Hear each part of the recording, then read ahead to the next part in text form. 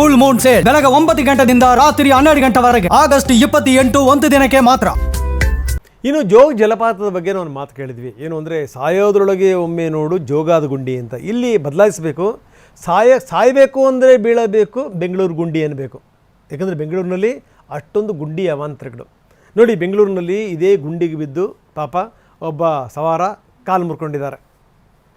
ಏನು ಹೇಳಬೇಕು ಅವ್ರಿಗೆ? ಪಾಪ ಯಾರಿಗೆ ಹೇಳಬೇಕು ಅವರ ಕಷ್ಟಗಳನ್ನು?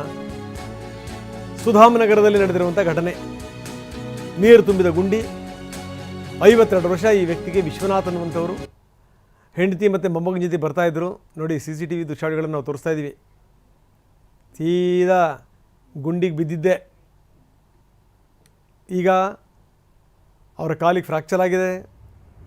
ಅವ್ರನ್ನ ಆಸ್ಪತ್ರೆ ಸೇರಿಸಿದ್ದಾರೆ. 2 ಲಕ್ಷ ರೂಪಾಯಿ ಖರ್ಚಾಗಿದೆ ಇಲ್ಲಿ ತನಕ. ಒಂದೇ ದಿನಕ್ಕೆ 30,000 ರೂಪಾಯಿ ಆಸ್ಪತ್ರೆ ಬಿಲ್ ಆಗಿದೆ. ಜೊತೆಗೆ ಪ್ರತಿದಿನ 5,000 ರಿಂದ 10,000 ರೂಪಾಯಿ ಆಸ್ಪತ್ರೆ ಖರ್ಚು ಬರ್ತಾಯಿದೆ. ಸೇಂಟ್ ಮಾರ್ಥಾಸಲ್ಲಿ ಅಡ್ಮಿಟ್ ಆಗಿದ್ದಾರೆ ಪಾಪ. ಯಾರು ಕೇಳಬೇಕು ಅವ್ರಿಗೆ? ನೋಡಿ, ಈ ವಯಸ್ಸಲ್ಲಿ ಕಾಲು ಮುರ್ಕೊಂಡಿರೋದವರು.